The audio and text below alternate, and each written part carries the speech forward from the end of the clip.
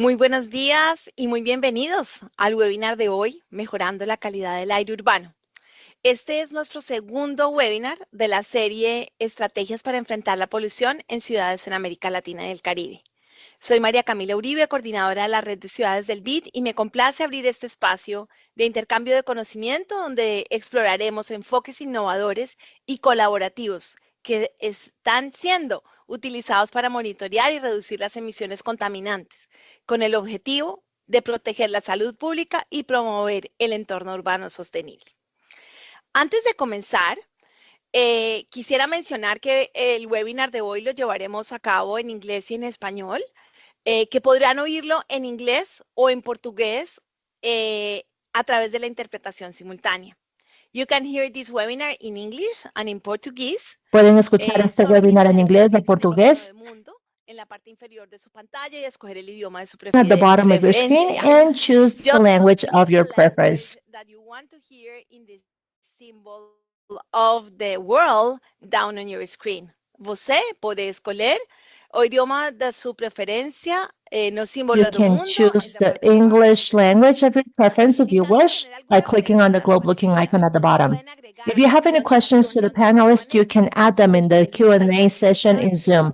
The panelists will be answering the questions from the audience at the end of the sessions. Also remember that the recording will be available always on the YouTube channel of the IDB starting next week, and you will be able to find the link on our chat. For those of you who are joining for the first time, the Cities Network is a regional platform that seeks to exchange knowledge, solutions, and best practices in cities around Latin America and the Caribbean. Given this multi-sectoral nature of urban development, this opportunity for dialogue between the different stakeholders of the public, private sector, and the academia, and more than 250 cities are a part of the network. We also want to harness the knowledge of the different bank sectors. In this way, we seek to contribute to strengthening leadership in the urban section, the construction of capacity for municipal officers and local officers, and also the promotion of synergy efforts with partner institutions. To obtain more information about this, you can also click on the link on the chat. So for this year, we have scheduled 4 series. We already covered 2. The first would be about the role of cities at the triggers of climate action in April. Then we talked about housing issues, strategies to promote social housing in Latin American and Caribbean cities. And this would be our 3rd series, where we are talking about how cities can face pollution in the cities in the region. After the COP, the Biodiversity COP in the region, we will hold our last webinar about reimagining urban spaces for biodiversity. The registration links to this series, for that, don't forget to sign in or register to our newsletters that we have also posted on the Zoom link and the Zoom page. And remember that the recordings of the previous webinars are also posted on the bank's YouTube channel, as well as the blogs related to the main topics covered. They are also in the Sustainable Cities platform of the IDB. Through this series, Strategies to Face Pollution in Latin American and Caribbean Cities, we seek to create awareness and share knowledge, and also promote strategies that cities can implement to improve monitoring, evaluation, and the management of air quality, to improve the management of urban waste by incorporating circular economy strategies, as we discussed yesterday, including recycling, collection, reuse, the treatment of organic waste, and the reduction of greenhouse gas emissions, are also the topics that we will be discussing today. Local governments are key in improving air quality and managing waste, and therefore we hope that these series are useful to you. In the talk today, we are going to talk about strategies to improve air quality. In the first section, we will be holding a conversation between 2 panelists, and in the second section, we will hear a presentation about 2 success cases for discussion. Let us begin this webinar to improve air quality in urban context. This is an important topic for the region and for the world. In 2021, poor air quality caused 8.1 million deaths, and the cost, representing 3.4% of the global GDP. In Latin America and the Caribbean, this grew from 4.7% per year between 2005 and 2015. Cities are facing particulate matter levels between 3 to 5 levels or 3 to 5 times higher compared to the standards recommended by the World Health Organization. Today, in the second webinar of this series, we will explore opportunities and challenges to improve urban air quality. We are going to present specific cases as we will talk about the Air Plan 2030 of Bogotá and also pilot projects of cities in the IDB to improve air quality in Quito, Lima, and Bogotá. We hope that the experiences that we are going to share today can serve as an opportunity to develop sustainable and replicable strategies in other cities in the region. The session will be structured into two phases. We are going to begin with a conversation panel between experts to delve into these issues, and it'll be moderated by Adam Blackman. Adam is the main management of climate change and sustainable development at the IDB. Thank you, Alan, and thank you for joining us today. Then our speakers will be Juan Jose Castigos, the Regional Advisor for Air Quality and Health of the Pan American Health Organization. Welcome as well, Juan Jose. De aire limpio del Fondo para la Defensa del Medio Ambiente. También, Sergio, muy bienvenido a estar con nosotros el día de hoy. Y en la segunda parte tendremos una conversación primero una presentación de Daniela García, que es la directora de calidad del aire de la Secretaría de Medio Ambiente de la ciudad de Bogotá. Bienvenida, Daniela. Y a nuestro colega Washington Fallardo, que es coordinador del Laboratorio de Ciudades del BID y especialista senior de la División de Vivienda y Desarrollo Urbano. A Daniela y a Washington, muchas gracias por acompañarnos hoy. Y finalmente tendremos un espacio para responder las preguntas recibidas en el chat y los animo a que nos compartan sus preguntas y nos vayan contando durante la conversación cuáles son sus intereses, sus preocupaciones y puedan compartirlo con ustedes. Así que esperamos tener una muy fructífera discusión. So we hope to have a fruitful discussion today. And I will give the floor to Alan. Alan, go ahead, please. Thank you. Good morning, everybody. Welcome to the webinar. Thanks very much, Maria Camila. We have a great set of panelists and presenters today, so I'm looking forward to a really interesting discussion. Just a quick note about the timing. So Maria Camila mentioned that we're going to start with a panel discussion followed by a couple of presentations. So the panel discussion will take about 25 minutes and each of the presentations will take about 10 minutes. So we should have about 20-25 minutes of panel and 20-25 minutes of presentation, and followed by about the same amount of time for your questions and answers. So to get us started, I thought I would just try to set the stage a little bit with a few facts and figures about air pollution, both globally and regionally. And let me share my screen.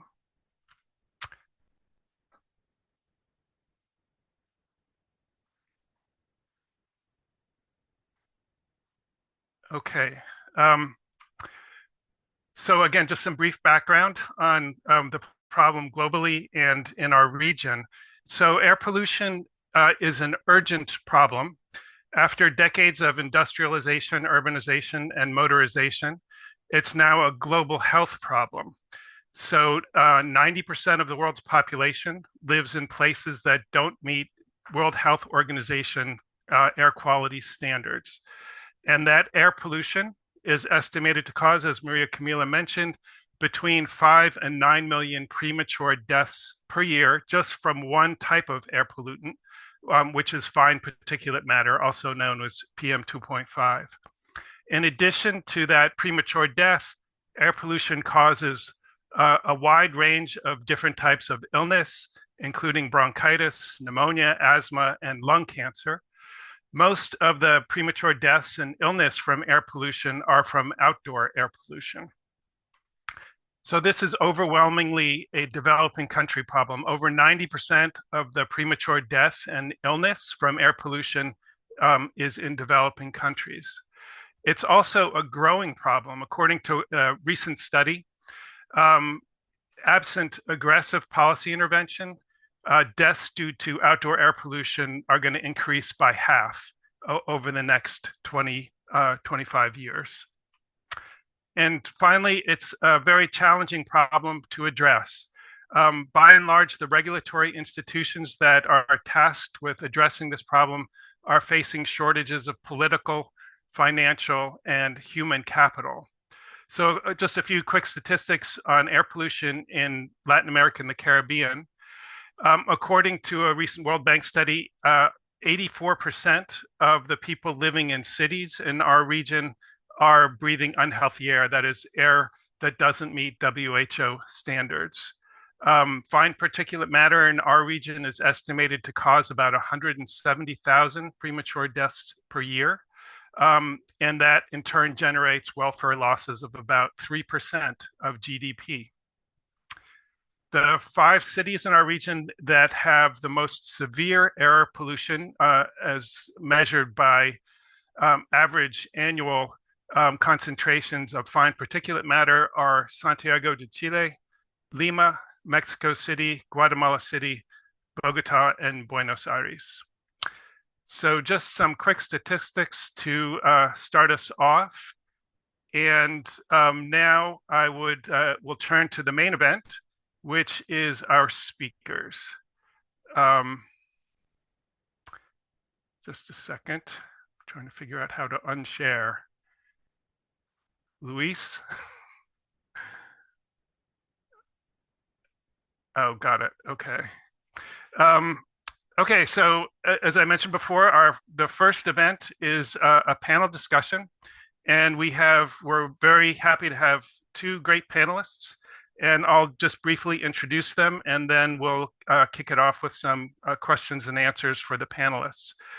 So the first speaker is Juan Jose Castillo. He is the Regional Air Quality Advisor at the Pan American Health Organization. He's an environmental engineer with a master's in environmental management and a regional expert in a software known as BenMap. His work focuses on providing technical assistance to countries and supporting regional and national actions to reduce air pollution and protect public health in the Americas. He has over 12 years of experience in environmental public health, and before joining PAHO, he worked as an air and health specialist in international nonprofit organizations and served in the public sector and was a professor in Colombia. Our second panelist is Sergio Sanchez. He's the Senior Policy Director for Global Clean Air at the Environmental Defense Fund Health, where he works globally to implement air pollution reduction policies and climate change mitigation strategies. He previously served as the Deputy Minister for Environmental Protection in Mexico and the General Director of Air Quality Management at the Mexican Ministry of the Environment, as well as the General Director of Environmental Projects in the government of the City of Mexico, in Mexico City. He also led the Clean Air Institute as Executive Director, working throughout Latin America for over a decade. Juan and Sergio, thank you so much for joining us this morning. It's really an honor to have you guys here. So I will kick it off with a question for Juan. So Juan, be really interested in your thoughts on how poor air quality impacts public health in cities across Latin America and the Caribbean, and what measures local governments can take to mitigate those impacts. Thank you, Alan, for this invitation. It is a pleasure also for me to have the opportunity to share this time with you and with Sergio and with all the attendees to this session, because we believe that the power of cities, right? And the work that needs to be done in cities in order to advance a more sustainable society and to achieve these public health goals. So effectively, as you mentioned, there is an issue of governance when we are talking about air quality. So usually cities or countries in developing countries, when we have like less capacities to attend these issues, are facing the larger burden of disease associated to air pollution. And exposure to air pollution is a huge impacts to health. So we know that when we are talking about these 7 or 8 million deaths attributable to air pollution, we are mostly focused on non-communicable diseases such as cardiovascular disease, respiratory diseases, COPD or chronic obstruction pulmonary disease, but as well as stroke and cancers. So, and also we have like infection respiratory diseases, but this is just the tip of the iceberg because we are talking about mortality. However, exposure to air pollutants, the weight of the evidence of the evidence is showing us that almost every organ in the body is affected by air pollution. As a matter of fact, one of the most representative studies in the US show us how exposure to lead in the US lowered the IQ of the population because exposure to pollutants have that. So there is a lot of health impacts. So we need to address that. And that is why we celebrate having this conversation. Main focus is on reducing the emission sources, especially those who are close to the population. So that is why we have this focus on household air pollution or clean household energy, reducing emissions from the mobile sector, but also incorporating urban planning system that allow us to protect the population from the main emission sources, even from industry or like mobile sources, as mentioned before. Now we have our regional phenomena that we can talk about that a little bit later, but main focus is on reducing emissions and reducing exposure of the population. And each city or each country has the tasks to identify what are the main sources, who is the most vulnerable population, and how can we address those issues. Thank you, Alan. Thanks, Juan. If I just may follow up quickly. So I know it's very different. You just mentioned that each city, one of the most important things they can do is to try and figure out what are the main sources of emissions. But I'm just wondering, in your experience, are there some generalizations you can make about what are best buys? What are the kind of cost-effective means of reducing emissions and reducing exposure? Yes, absolutely, Alan. In our region, we face an issue with public transportation, but especially with the quality of our fuels. So we still have in certain countries a high use of fuels with high content of sulfur. So the use of ultra low sulfur diesel or ultra low sulfur fuels is key to advance cleaner air in the cities. Why? Because sulfur in the fuels is a promoter of SO2, but also of PM2.5 and secondary PM2.5. So we want to make sure, and the second reason is like, in order for the cities to implement cleaner transportation alternative, like a standard like Euro 6, Euro 5, or Euro 6, you need to have cleaner fuels. So, and this is like, in our opinion, in my opinion, I say our because I have exchanged this conversation with other people as well, is like a very low-hanging fruit because the technology is over there. Many countries in the region are currently buying fuels that don't meet like the expected sulfur standards or content. So doing that is a very easy low-hanging fruit that we can promote in the cities to invest in cleaner fuels and transportation, and of course, when it's possible to do a leapfrog toward zero emissions when that is feasible. And then in terms of the industry, we definitely need to have like standards and compliance processes, enforcement processes that allow us to reduce emissions from industry. Simple things like using emission control system and having like control and assurance system that help us to guarantee that the cities are meeting those, that the industries are meeting those standards are like very fundamental. So if we can focus on cleaner fuels and improving the performance of the industry, that's a huge gain. And because of the proximity to the sources, we also need to advance on providing cleaner energy to houses. So reduce this reliance on biomass burning because it's a huge exposure, 74 million source of air pollution. 74 million of people in the Americas still rely on polluting fuel for cooking and heating. So in their very own houses, the place that is supposed to be the safest for every family, they are exposed to hazardous pollutants. Thank you. Thanks so much, Juan. That's a lot of food for thought. Sergio, let me turn to you now. Can you share your thoughts on how measuring and monitoring air quality can support urban sustainability and the planning of healthier climate resilient cities? And if you have thoughts on what tools exist to assess the impact of air pollution and climate change on public health and how those tools can be integrated into urban policies. Thank you, Alan, and hello, everyone.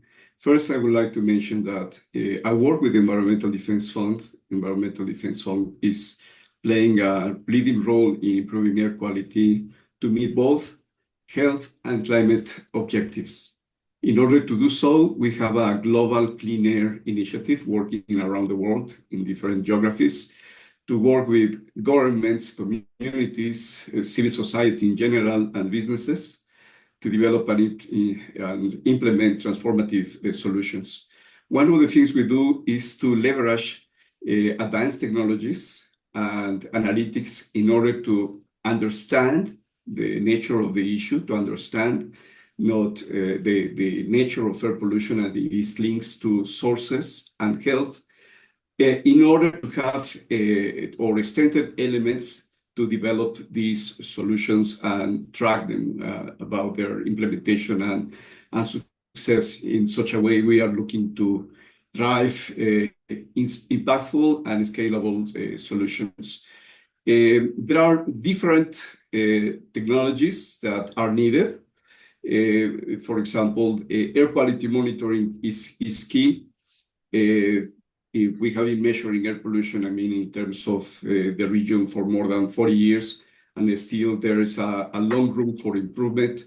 But now there are innovative solutions that can start to be introduced in order to increase our capacity to identify hotspots, to track sources, and find better ways to identify and enforce the major sources of air pollution. I can mention an example in Greater London, for example, the capital of the United Kingdom. We implemented a project that was associated to the implementation of the ultra-low emission zone. And in this project, a network of sensors was deployed in order to understand better, with more granularity, with more resolution, the levels of air pollution in a particular place of the city. And that enables to assess the nature and the impact of a particular policy, but also to identify specific places that were not even previously detected in emission inventories. We have a tool that is already working in 10 cities of the United States, and now we are in the process of scaling it globally. It's called Air Tracker. Air Tracker is an inverse model that enables to link air pollution in particular places to the sources to which these levels could be associated. And that helps to identify the sources and also provide elements to city governments to improve their enforcement activities to control these sources. We are deploying this tool, Air Tracker, in Rio de Janeiro and São Paulo, and soon we will be able to share progress in implementation of this tool.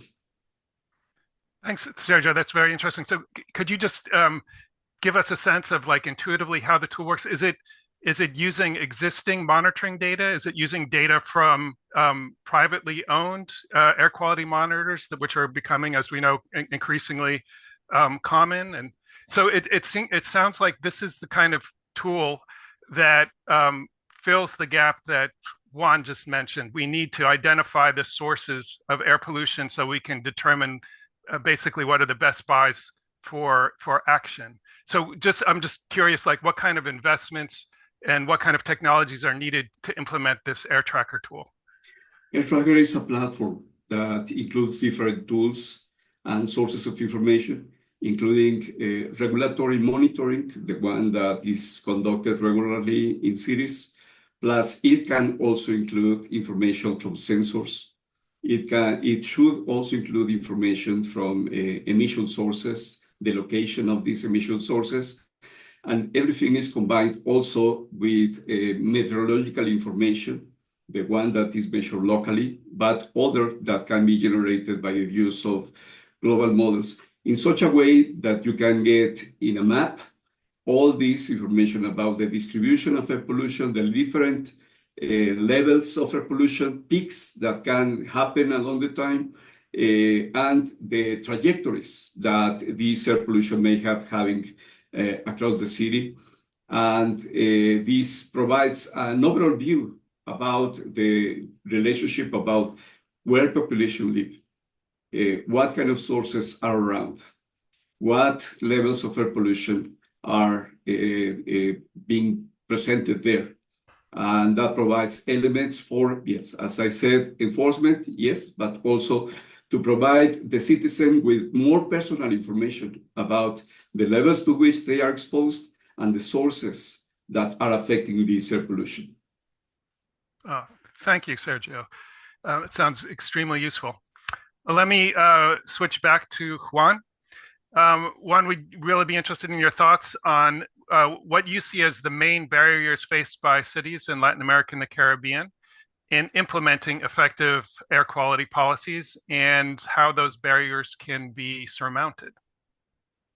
Thank you, Alan. I think like a couple of challenges I would like to highlight. One is the lack of articulation between the environmental and health sector. And this probably goes under this basis of the lack of understanding of the health impacts of air pollution. And that is why we make a conscious effort of informing the health impacts of air pollution, so people can be aware of why do we care, why should we care about air quality, and why the health sector should be involved in this conversation. Because as it was mentioned, when we want to tackle the emissions, it's going to require some investments. It's going to require some efforts from the cities, and we will hear about the cities in a few minutes. But it is certainly something that requires a decision making by the decision makers of the city. Also, we need a community that is able to require, like the country, that the city governments can do something.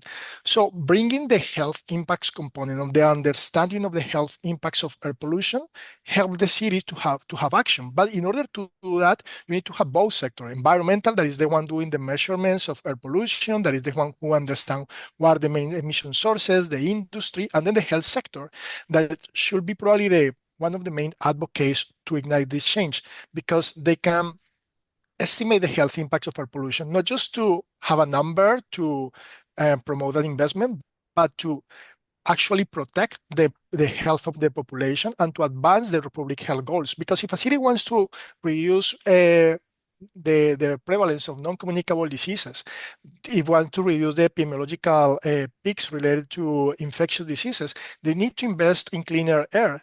So we use tools such as AirQ Plus that help us to put together both environmental data or air quality data and health data.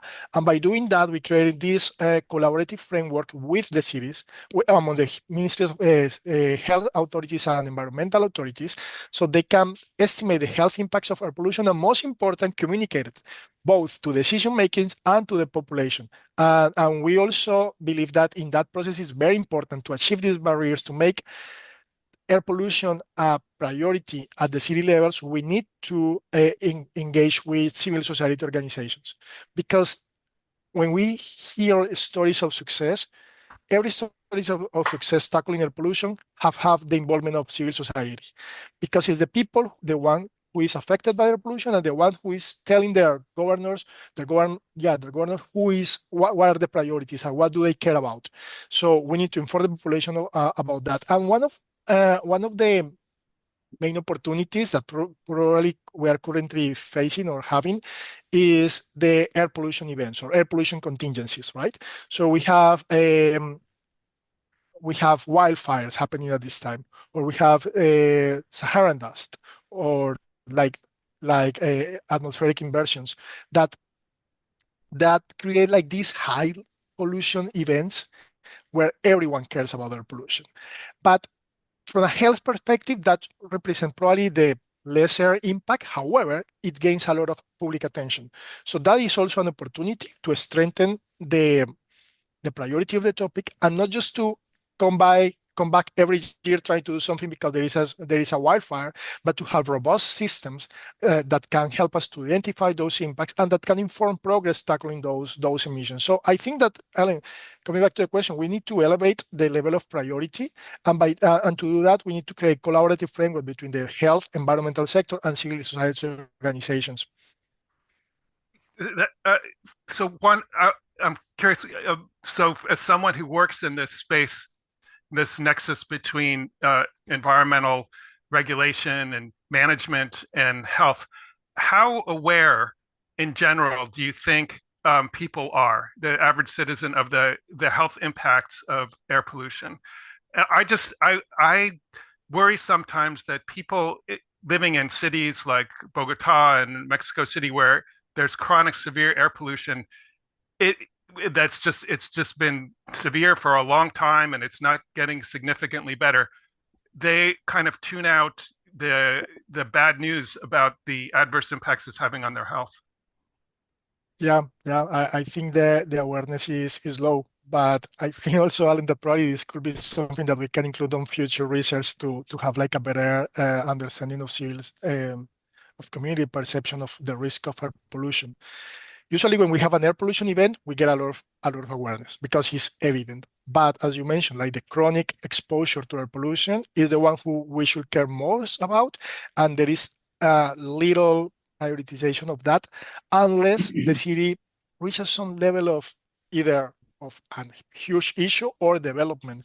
And I think coming back to your comment, to your slides about how this is affecting low-income countries, because in low-income countries, we have a lot of issues happening. So there is a lot of, the population is facing a lot of challenges. So it's difficult for them to prioritize something that they perceive is not under their control, like it is air pollution.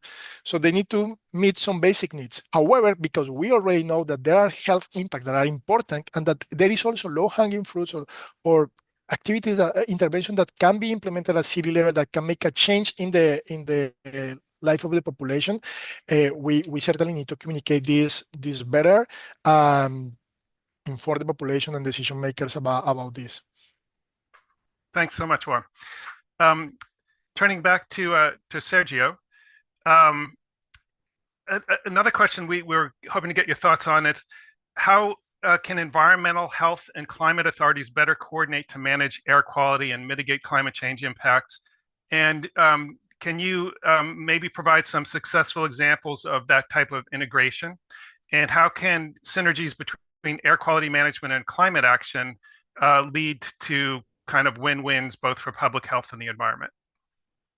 Thanks, Alan. But first, let me follow up on what Juan already mentioned. We need to improve the way we communicate, and we need to make it personal.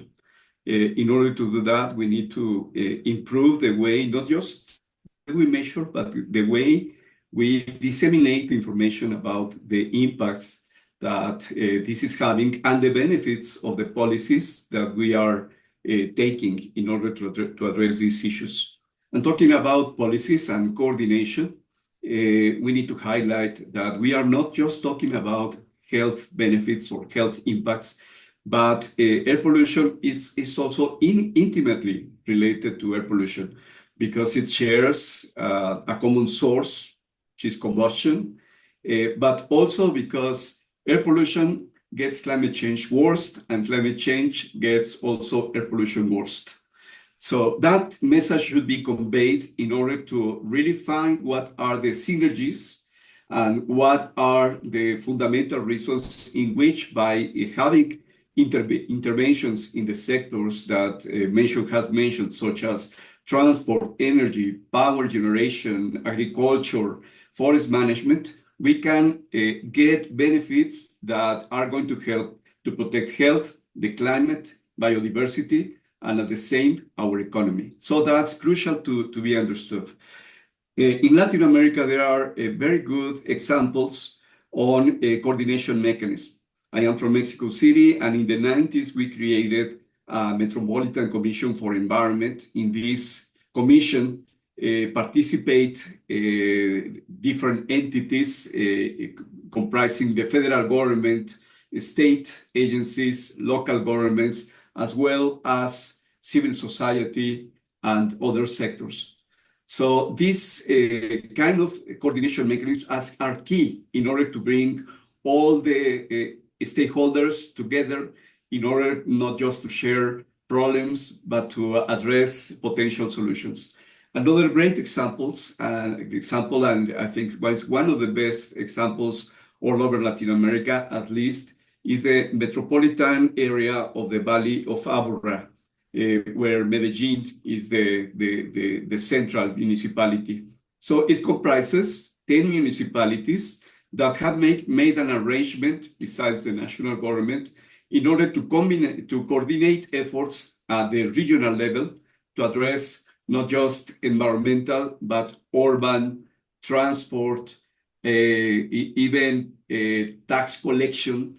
And this agency has been very successful in consolidating an institution that is able to efficiently manage a number of related issues that at the end result in the improvement of air quality.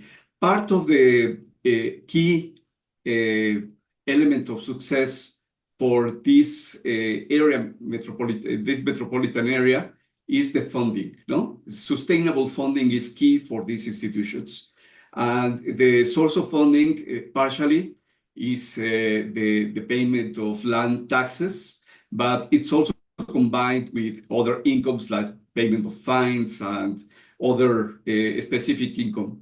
So the integration is key. To have agencies that are able to provoke and to sustain dialogue among the key stakeholders is especially important in this area.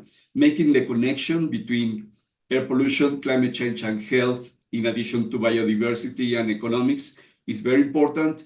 And making not just objects, but subjects, different agencies involved is key for success. Thanks, Sergio. The political economy of how we can make progress on climate change and air pollution is, I think, a really interesting topic. And I'm just curious, do you think at the national level, which has more momentum politically, like efforts to address climate change or air pollution? So, I mean, can air pollution kind of piggyback on the momentum that climate change has, or vice versa?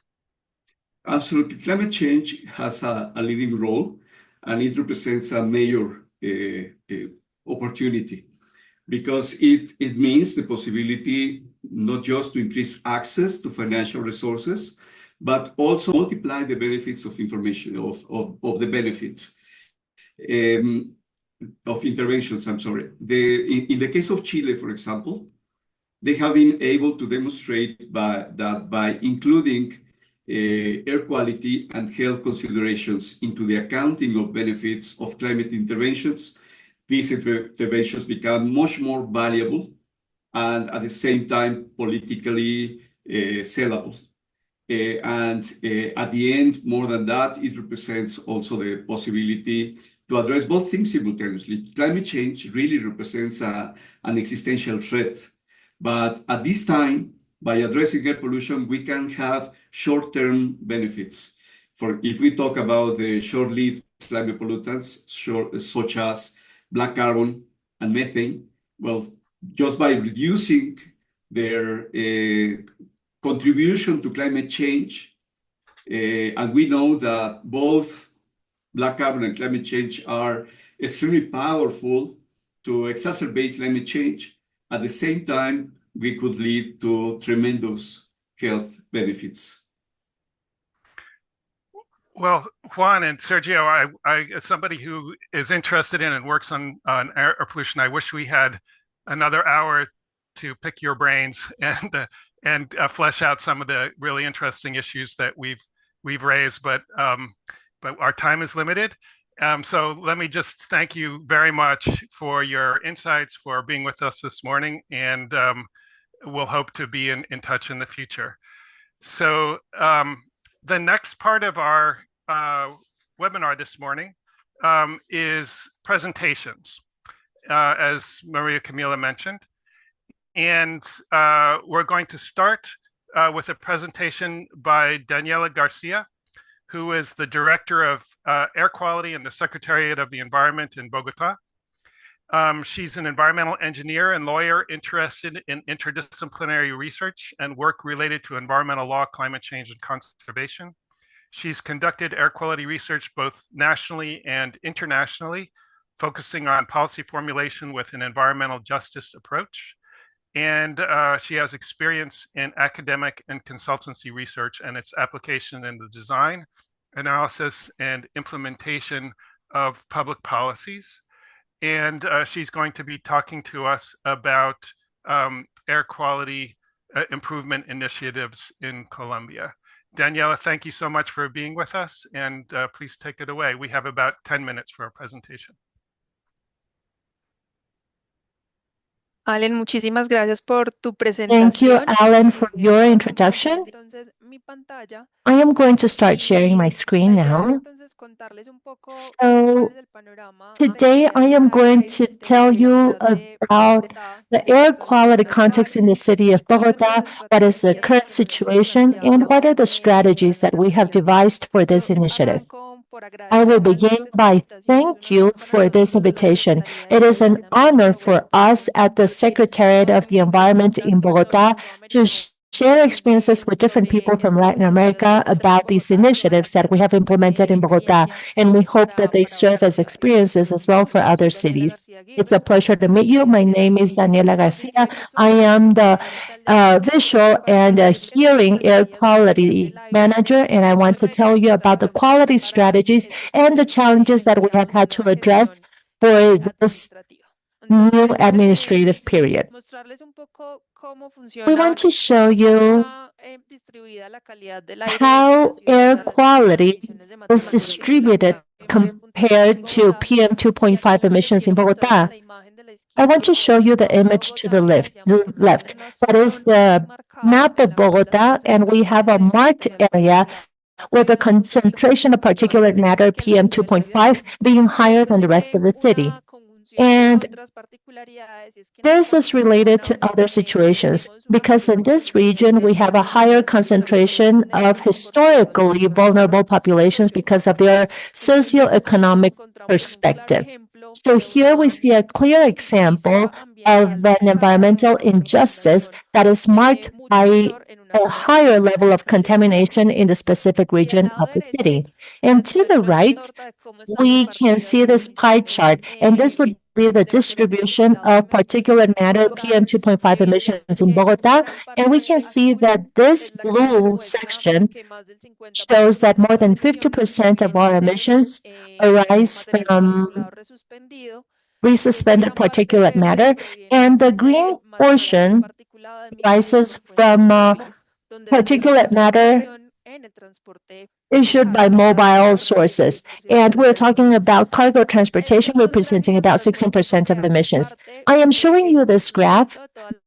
This is the reason of the decisions towards the improvement of air quality. And this type of information allows us to understand the best strategies that we are going to tackle to be able to lead to a significant change in the air quality and the well-being of the inhabitants in the city. Our strategic plan for the comprehensive management of air quality in Bogotá, that is known as the Plan Aire 2030. Plan Aire 2030. It was launched with a specific goal, which is to reduce the concentration of PM 2.5 by 16.6%, and for PM 10 by 14.2%. By achieving these reductions, we would be in the intermediate objective of the World Health Organization. For that, we have set 5 objectives that are, first, actions to reduce emissions, strengthen our evaluation, monitoring, and control, which is our monitoring system, develop, apply, and transfer knowledge. And of course, the opportunity of these exchanges are very valuable because we can share this knowledge. And we also want some actions focused on risk management and positioning air governance as the main pillar to achieve these objectives. Under the 5 objectives, we also have 45 short, medium, and long-term projects, including 6 sectors: transportation, infrastructure, the trading or the commerce sector, the industrial sector, cross-cutting sectors involving the citizens and the academia, and finally the territory. So for our Plan Aire, I want to show you 2 key strategies that are included in the plan and that are focused on the 2 information criteria that would tell us what we can do. One would be environmental justice, and the other would be the cargo transportation as a critical pillar to improve air quality in the city. So first, we have set a strategy, which is Fondo Carga, or the District Cargo Transportation Fund. This is a strategy where we seek to promote the technological advancement of urban cargo transportation weighing less than 10.5 tons, and also tow trucks. With this, we want to, of course, since we have reimbursable and non-reimbursable resources here, so the idea is for people who face financial challenges, because normally these are people who don't have financial stability, but they just offer their services to the best bidder. The idea is to offer them access to the fund that will grant them with many benefits so that they can reconvert the truck into a higher technology truck or vehicle. We have identified that the people who own a truck or up to 3 vehicles represent 80% of our cargo automotive fleet. So with this purpose, we would be targeting at least 80% of our cargo automotive fleet. And the purpose would be to rechange to electrical or battery-based vehicles, or in the case of tow trucks, to standard fixed emission cargo tow trucks. So the idea is that 51% of urban cargo vehicles date back more than 15 years of age, and 38% of them are 20 years of age. So we wish to promote for a transition towards advanced sustainable technologies. So we don't just offer the benefits of the fund, but we also want to connect them to a company that can hire them so that they can have financial sustainability. And from this program, they can then pay for the vehicle. Our goal is by the end of 2035 to renew 130 vehicles, and for 2027, which would be the administrative period, we would be renewing about 130 vehicles. This goal isn't just set in the Plan Aire, but it is also part of the district development plan. So this shows not just a commitment from the district environmental secretariat, but also of the city for achieving this technological reconversion in the urban cargo automotive fleet of our city. The other strategy that focuses on this evident environmental injustice because of air quality restrictions in the area, in the city, we want to work on Suma Plus. Of course, we want to focus on areas of low emissions or zero emissions that have been developed in other cities in the world. Because here we want to concentrate our actions in a cross-cutting manner, not just to improve the quality of air, but also to trigger actions and adopt measures to improve climate resilience in the territories, to improve the acoustic quality, and to turn the territories in greener territories and improve the well-being of the inhabitants in these regions. To the state, Bogotá already has one SUMA. The idea is that in the next 4 years, we would like to implement 2 more SUMAs. And what is important about this strategy is that we always need to work hand in hand with the citizens to understand the challenges of their territories, but also to propose the actions that we are going to adopt in those territories so that we can improve the quality of air in the city. At this time, we are working on the action plan for Suma Bosa Apogeo. And in this process, we have exchanged with the citizens and also key stakeholders that are part of the district as well as other sectors to undertake these activities that are going to be implemented in this SUMA. In the short term, this will be the area where we will reduce emissions first, and then with the monitoring and air quality control and microsensors, we are going to define it as an area where emissions are low, and also we are going to set the baseline to identify how the concentration of particulate matter in the city has changed, and finally, we will obtain an ultra-low emission region. These are the other strategies that we have proposed for the city. However, there are other challenges that we have included in Plan Aire. One of them would be the structuring of the environmental self-regulation plan.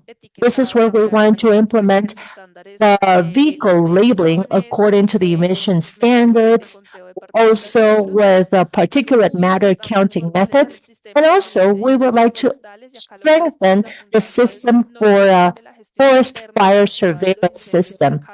We also want to understand that this is a phenomenon that affects us at the regional level.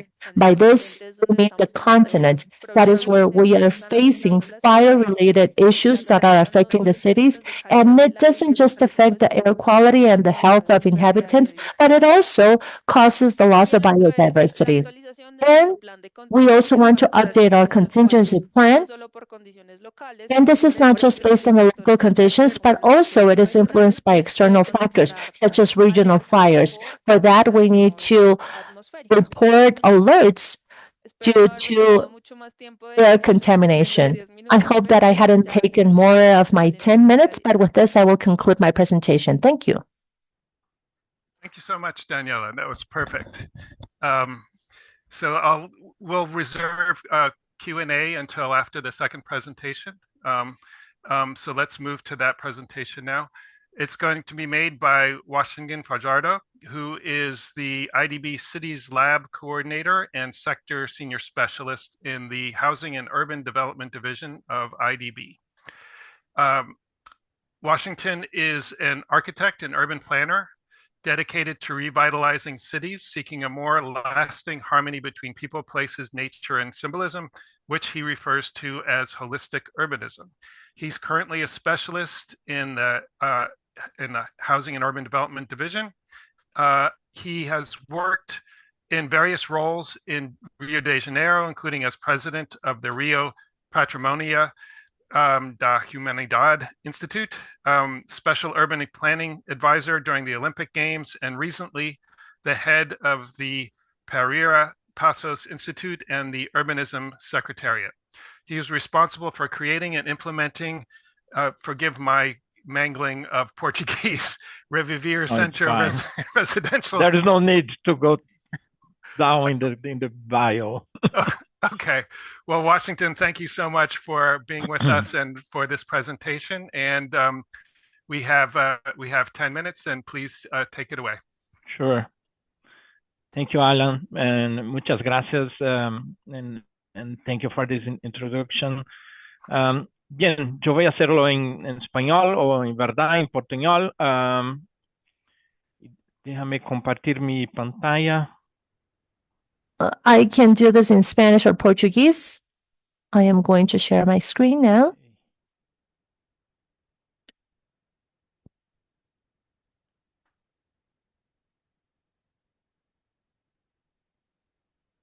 Muy bien.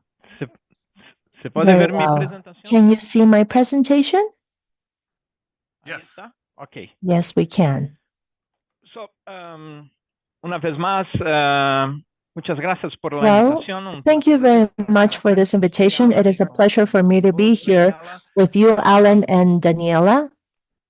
Yo voy a hablar I am going to talk about the work that we do at the Cities Laboratory at the Cities Lab.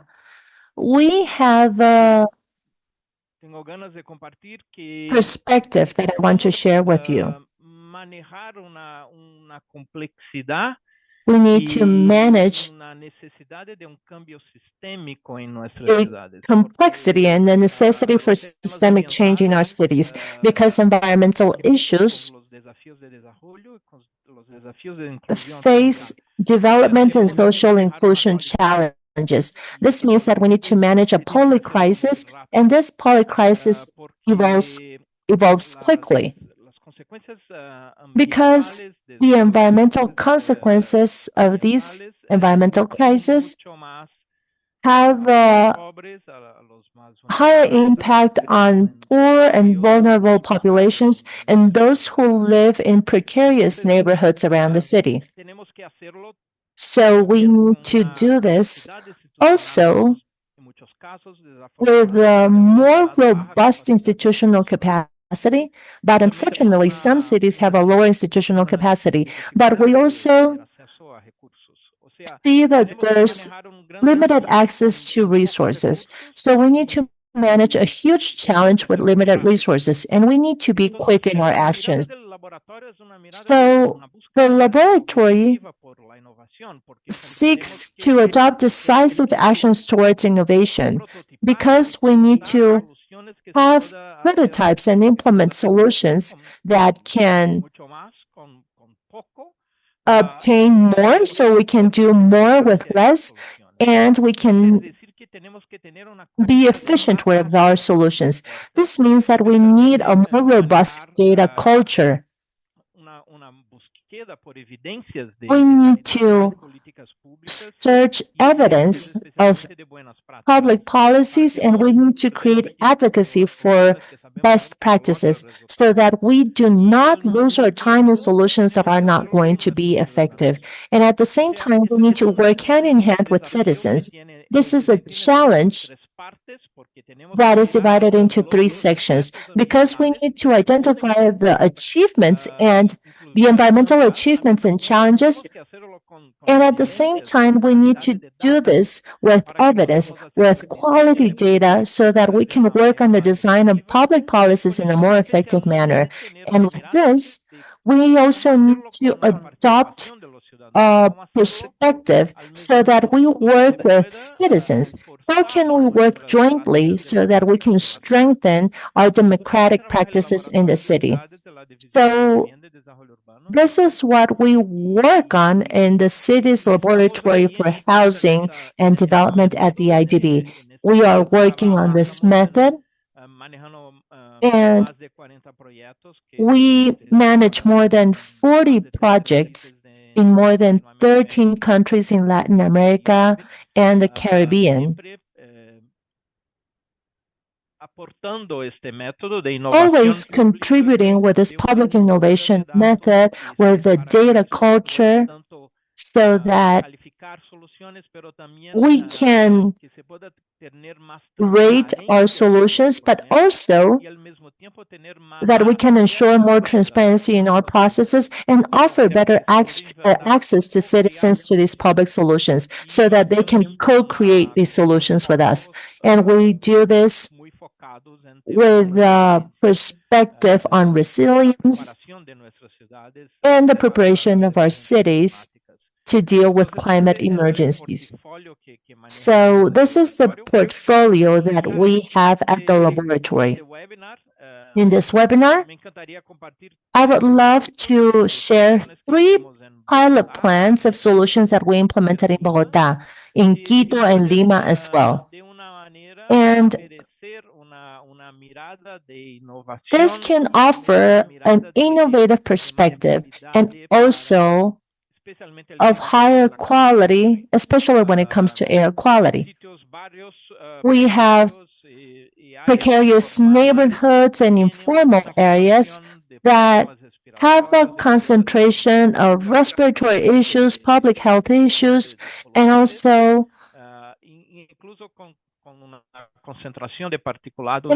with a concentration of particulate matter that is quite significant. And this would lead to social, community issues and employment issues. And at the same time, because of the presence of these combustion vehicles that affect our public spaces, and the central areas also express a high concentration of pollutants. So we have implemented 3 pilot projects. First in Bogotá, where we adopted an economic behavior approach to see how we could offer incentives so that the trucks would start adopting a new practice in how they drive their trucks, so that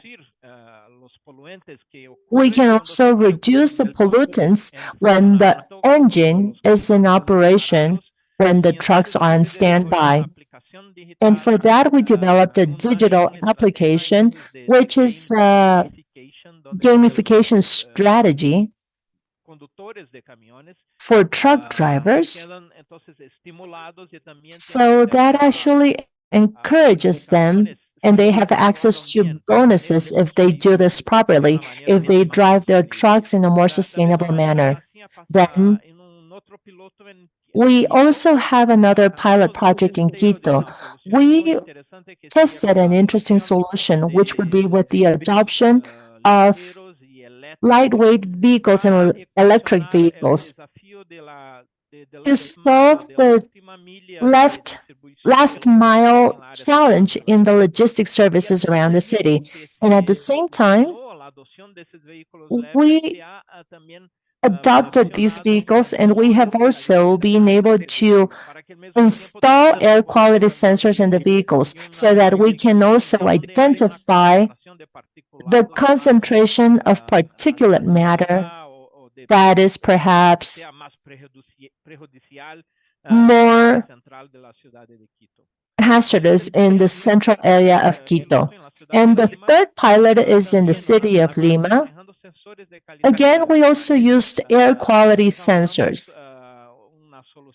We developed a solution. Actually, all these 3 pilot projects were worked on with a collaboration between local governments and also with NGOs, and in some cases with other institutions. But in the case of Lima, we installed these sensors so that we can identify a cleaner route when it comes to air quality for people who walk or that drive their cars around the city. And at the same time, we were able to map out the routes with a higher concentration of pollutants. So these are the 3 pilots that we started to implement between 2022 and 2023. They are positive evidence of the work that we undertake in the different cities. And finally, my suggestion is that you visit the site of our laboratory, because in a short time we will be publishing different reports. And this is where you will have a more holistic idea of the work that we have implemented in these 3 cases. So stay tuned, because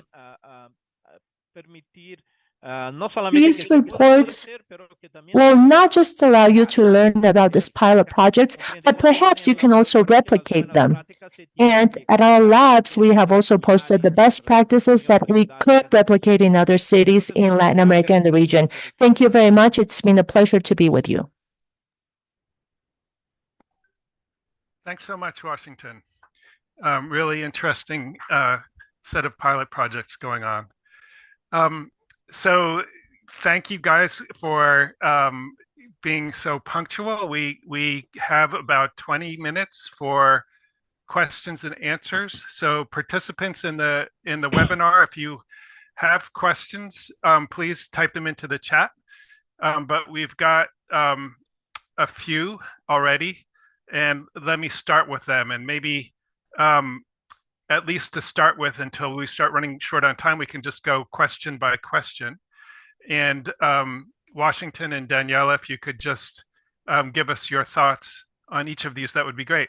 So the first question from a webinar participant is, how can we balance the promotion of electromobility with the current reliance on fossil fuels for electricity generation?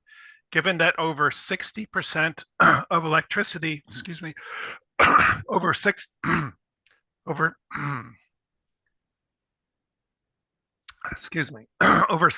of electricity in some regions comes from fossil fuels, is electromobility a sustainable solution for improving air quality in cities? So again, the issue is, if you're using fossil fuels to generate electricity, is electromobility a good way forward to address air pollution? Daniela, do you have any thoughts on that? Sí, Allen, muchas gracias. Pues te Yes, cuento que Alan. nosotros Well, hicimos ese balance para definir we que made that esta balance to estrategia sí define era that this favorable en strategy términos was indeed ambientales en general, no solo de calidad del aire. generally and Y la environmentally particularidad que tiene feasible and Colombia es probable. que And más del well, in Colombia, 70% over de la energía 70% colombiana of the energy proviene in the de country hidroeléctricas. comes from Y en ese hydropower, sentido, hydropower ese punto que plants. señalas en la pregunta que And nos that hacen point del that you make público está regarding en un muy from the buen balance public, porque con that provides a esta great estrategia balance, logramos más because bien this sacar strategy allows esos us vehículos to muy take antiguos out que the usan very diésel y old vehicle contaminan that demasiado, introducir diesel and vehículos que pollute funcionan con far too much, electricidad, que to además proviene de introduce fuentes mucho más sostenibles, electrically por powered supuesto, que vehicles los that are more combustibles sustainable fósiles, que es la and energía with hidroeléctrica con far la que cleaner funciona energy la mayoría del sources, país.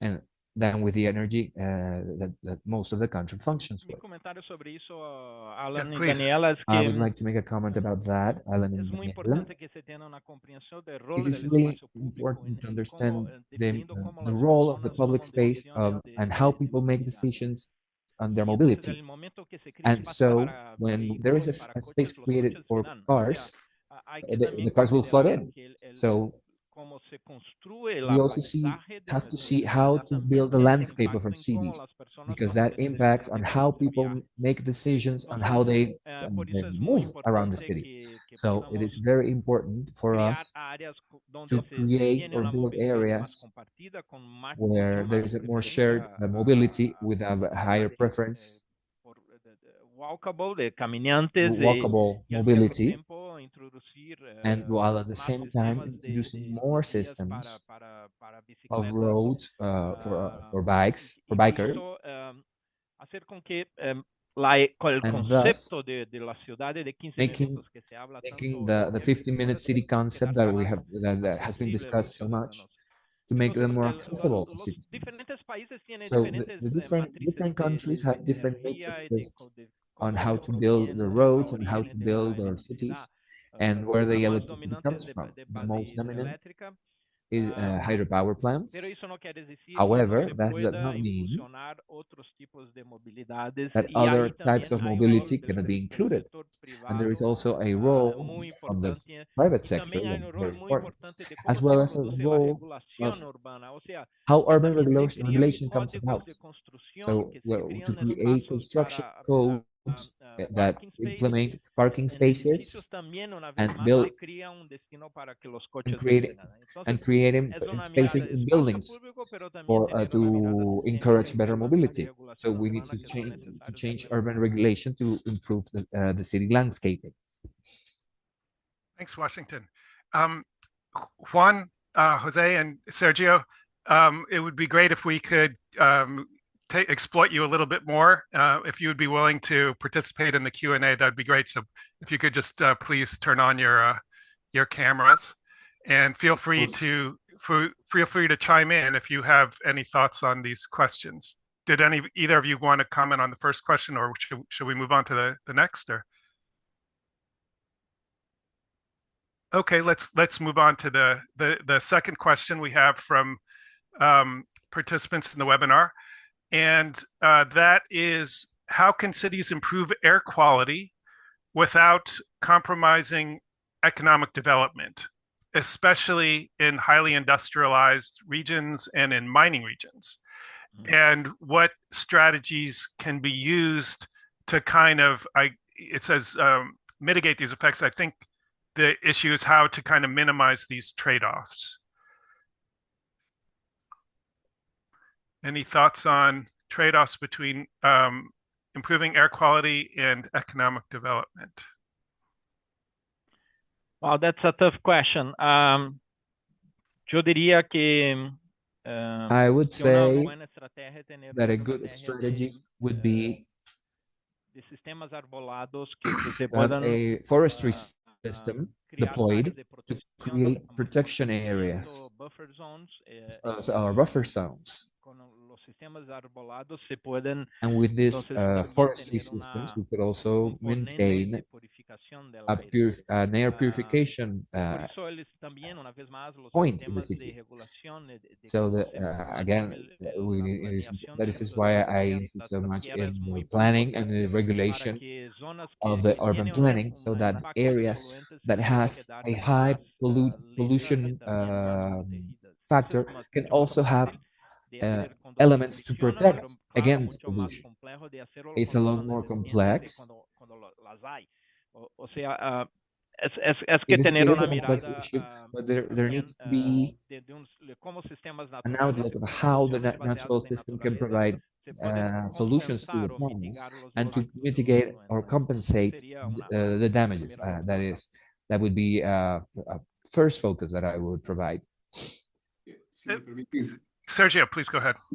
más allá, la experiencia demuestra que las soluciones bien diseñadas Experience shows that well-designed tienen grandes solutions beneficios en have relación great con los benefits costos. again versus La cost, reducción de la and that contaminación del aire reduction con of air beneficios en pollution salud y clima no brings tiene climate que and afectar health el benefits, desarrollo económico, and it sino al does not have to contrario. affect economic Ese development. To the contrary, desacoplamiento del crecimiento económico the de uncoupling la of contaminación del economic aire growth from the es air posible, pollution is es possible. viable It is e viable, incluso en múltiples and casos it is, and la even reducción in de la many cases, the contaminación reduction of air pollution and pollution in contribuye general al can also crecimiento económico contribute local. to economic Hay growth. temas que tienen que ver, por ejemplo, con la Now, in eficiencia del funcionamiento de los sistemas, subjects regarding the incluso en temas functioning de of systems, transporte even in this o en la industria del petróleo y transportation gas, or the con oil and gas frecuencia la area, contaminación del frequently aire está air ligada pollution con is grandes linked with ineficiencias de los great sectores inefficiencies que se in those distribuyen las sectors, the way that mercancías, the la merchandise is forma que se distributed, manejan los and how combustibles, the fuels are tanto los managed, combustibles líquidos both liquid como los gaseosos. fuels as gas En el fuels. caso del metano, por ejemplo, que Regarding ahora es un methane, for tema de example, gran importancia, which is now a el very simple important hecho subject, de reducir las fugas simply evitar reducing liqueteos, leaks evitar quemar el gas, and avoid ayuda a mejorar la burning, eficiencia flaring, de los procesos helps de explotación improving the y al efficiency mismo of tiempo production. evita la And at the emisión same tanto de time, metano como de otros it múltiples avoids gases y sustancias que son emitting muy methane and tóxicos other y toxic habrá gases, un gana-gana. Así que el which is dilema a net en positive. estos días realmente no tendría por qué existir cuando So existen nowadays, soluciones bien these problems should not diseñadas. exist when there are feasible solutions Y at tal hand. vez sumando a esa solución, And I would like to Sergio, add qué gusto compartir este what panel Sergio said, and so contigo, glad con to share Juan this y panel with Juanito. you and with Gracias por estar. everyone. Nosotros en la suma hicimos un ejercicio muy We interesante de here ver did cómo a very funcionaba la interesting exercise repartición to de see carga how en the vehículos load, mucho más the, sostenibles como the bicicletas load, eléctricas the con load zonas muy distribution, específicas, es decir, cuando how ya the se load bajan del distribution camión was with y the pasan a electric una bikes, and bicicleta y what hacen el happens when reporte, merchandise el is unloaded reparto from en las trucks and tiendas de una it's manera given muy to específica. bikes Y con to the esto stores vimos of a que very la specific area, reducción and we en saw tiempos en la that the time repartición de esa reduction mercancía es in hasta de 4 horas por delivering día, the merchandise lo cual es una merchandise is a reducción 4 hours per gigantesca. day, Entonces, which is justo a huge implementando estas reduction time. medidas So mucho by más implementing sostenibles these en la more repartición de sustainable mercancía, measures in incluso las empresas merchandise también tienen delivery, muchos beneficios en la it actually reducción provides de sus for tiempos de entrega y companies haciéndolas pues más with eficientes. benefits regard efficiency and delivery times. Y de acuerdo. Sí, si me permites adicionar, de hecho, todos los And I would planes like to de add as well, gestión de all calidad del aire y management cambio or air climático, quality cuando and tienen climate desde change riesgos o management, beneficios, suelen tener una and relación positiva. all Y de hecho, creo que está documentado un all of this has been beneficio-costo de un show. Y documented, eso incluye, y esto, digamos, and puede tener it has a mayores positive beneficios cuando tenemos un impact mejor in the entendimiento de los in the economy. impactos in the economy. And this has, of course, a greater impact on health and beneficial. And we see the studies about climate change and equality. So I think it's good to account for that, to ask the questions, to use all the tools we have available. We have different organizations that are developing those kinds of tools to measure impacts on health. And usually we talk about the fact that air pollution usually costs to countries about 2 to 4% of the country's GDP. So the cost of inaction, not to be cliched, the cost of not doing anything is higher. So we need to develop these interventions better and, of course, include this, which I think from the health or environmental sector, we usually tend to see that it's all for the people's health and for the environment, but actually, decisions are not just made, are taken not just for good intentions, but they need to have a solid basis. And and in these sectors, we need to be able to communicate, as you said, we need to communicate these messages in a language that is important, that is good and important for the people who are listening to. And we need to make the economic valuation of all of the efforts. Daniela mentioned the logistics impact, for example. And so I think these interventions tend to have a very positive cost impact, as Sergio mentioned. Thanks, Juan. So we have just one more question from the chat, and it's a very interesting and relevant one. What urgent policies or strategies should be implemented to tackle uncontrolled fires, which not only degrade air quality, but also exacerbate deforestation and contribute to carbon emissions? I know, for example, this was a significant issue in Bogotá over the last year, where there were forest fires and right in the proximity of the city. So would love to get your thoughts on fires. Sergio. I would like to mention that in some countries, wildfires or burning are related to agricultural burning, and that usually leads to have these areas, the rural areas, covered by forests. They have very high risks. For example, in Brazil, we have found that in the Amazon, the levels of pollution are twice higher in those areas that we could find in the Atlantic coast. And what is the problem? The difference with the North, or the Northern Hemisphere, or the US, the problem is more related to forestry management. And forestry management strategies are key to prevent and control those wildfires that generate so much pollution, and in particulate matter and black carbon. But in the southern hemisphere, the main problem is linked with wildfire. An integrated strategy should be both the management of wildfires and control of wildfires, as well as attention to the structural causes and the problems that are related with these agricultural burnings.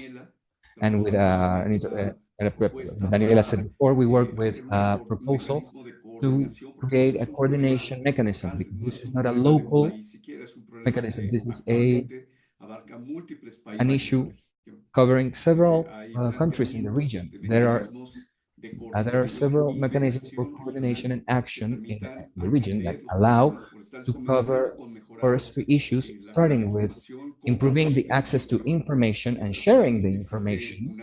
In Brazil, there is a large amount of high quality data and very valuable data, which would be very useful and have a great impact in attaining a solution. So this is a clear dimension of the relationship between air pollution, climate change, economic development, inequality, in environmental justice issues, which can be covered with a single solution.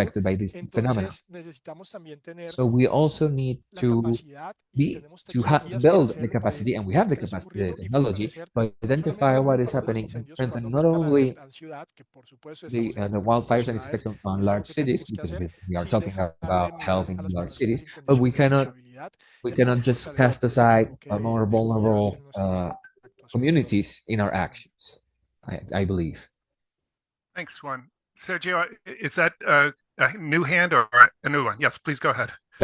Solamente para enfatizar I la would just like importancia to del emphasize the importance of es monitoring. fundamental It is key utilizar todas las herramientas to que use tenemos a la all mano hoy en tools día, we have available, desde el uso de from the sensores de using contaminación, pero sensors también de for detección de pollution, incendios, but also to detect información wildfires, satelital satellite y plataformas information, para compartir and información de platforms, tal forma que information se sharing pueda tener platforms, una so that identificación we can temprana del problema have early y detection que of the pueda issue, también servir de base para la definición de and políticas which can serve as a políticas basis to sólidas. determine En el public, caso de la solid Amazonía, public por ejemplo, es una measure. de las zonas menos cubiertas por monitoreo In fact, atmosférico en one of la the región. least covered areas Está in monitoring in sufriendo Brazil estas is situaciones de suffering una manera from creciente these que además situations también in an son increasing exacerbadas manner por el cambio climático. that Así is que that is pensar en una estrategia eficiente, goes worse due viable, to the que climate change. alimente And we estas need to have políticas públicas a, debería ser a un eje viable solution fundamental de to cualquier solve all of proyecto these issues gubernamental. regarding climate change. And this should be a tool that we should utilize, I believe. Thank you. Thank you, Sergio. It's a really interesting discussion. I think it just highlights a theme that's run through our discussion this morning, which is the need for coordinated action. So here we're talking about coordination across agricultural and biodiversity and environmental and climate actors. So we need to start wrapping up. And we were hoping that each of our panelists, presenters, might want to offer just a minute or so of concluding thoughts, whatever it is you think you'd like to emphasize and leave our listeners with. Washington, maybe we could start with you, and then Daniela, and then Sergio, and then Juan. Claro, gracias una vez más, Alan, y a todos. Yes, of course. Again, Alan, and to all the participants. El desafío tiene dos escalas. Una, The challenge así como ha mencionado Sergio, a mí consists también me of parece two que es different necesario scales. As considerar Sergio el said, rol de I also believe that we need to geotecnología, consider the de role geociencias, of especialmente tener geosciences and sistemas de technology, información que se puedan especially hacer in the no information tanta calidad, systems pero that we could poco have más to fácil. obtain quality data Hay un gran to problema con offer acceso a imágenes easier access. satelitales que There's son an privadas y que issue muchos, with access muchos to lugares, satellite muchas ciudades no images se pueden because tomar. they are private Entonces, and many tener locations don't have un access to abordaje them. de la So dimensión we need to ecológica con understand soluciones the digitales. Eso ecological ahí perspective with digital solutions. And I believe that there are many opportunities that could serve as a base for development. And we also need to think about the micro local level. We need transparency with our citizens so that they can also be aware of the issue and also adopt decisions about their daily lives so that we can lead to a change in behavior, but so that we can create more visibility in our political practices and generate trust. Thank you. Thank you, Washington. Daniela, any quick thoughts?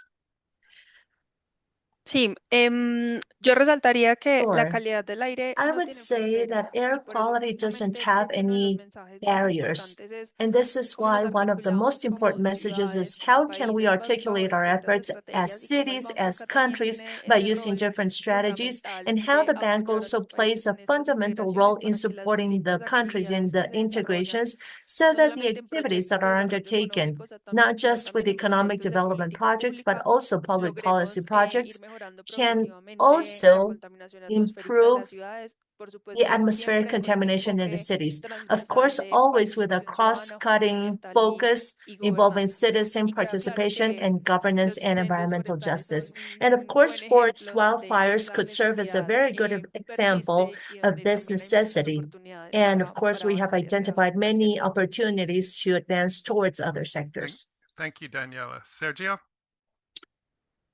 Desarrollar estrategias Well, de we need aire to limpio develop integradas con metas de clean salud air activa strategies es integrated with fundamental health para and cumplir climate con goals. objetivos múltiples That is de reducción very de la important contaminación to del aire meet multiple objectives in the reduction of air contamination, address climate change, and also advance in the goals related to environmental justice and support the economic development of the countries, mainly of the countries of developing countries, as Alan said at the beginning. They are the ones that are suffering the most from these political climate change related issues that do not consider the dimensions of air quality.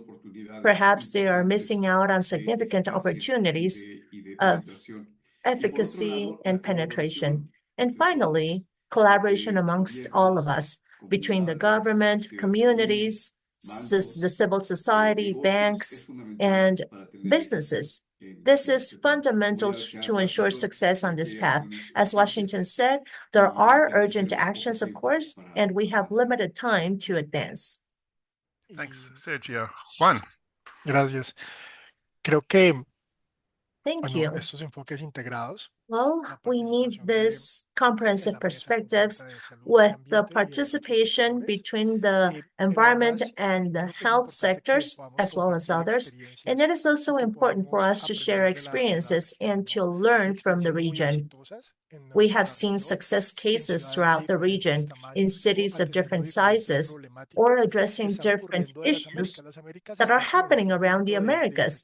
The Americas has been this point of inflection. They have all the levels of, we don't have the levels of contamination such as Africa or Asia, nor do we have the levels of developed countries, but we can actually change the curve and we can reach the protection targets that are possible to ensure higher protection for health.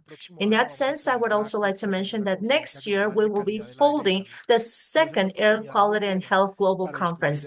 This is a huge opportunity to discuss about these topics and share the success cases that we have seen in the region specifically so that we can establish these types of conversations. Today, we want to also identify a specific day for the region to talk about these topics and so that we can implement the necessary actions to reach these goals.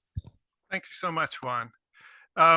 Unfortunately, we've reached the end of our time, so I just want to take this opportunity to thank all of our participants, both everybody who joined us, but especially, of course, our panelists and presenters, Washington, Daniela, Sergio, and Juan. I think it's been a really interesting and useful discussion. It's a kind of, we started with a kind of dire set of factoids, but I think you've kind of shown us that there are some feasible paths forward and some really beneficial things that we can do in the short term. The last thing that I'd ask is we'd be very grateful if the participants in the seminar could fill out a brief survey. There's a QR code and there's also a link that's in the chat. Thanks, everybody, very much for your participation. And again, especially our panelists and participants. I hope that we can continue the conversation. Thank you, everybody. Ciao. Have a great day.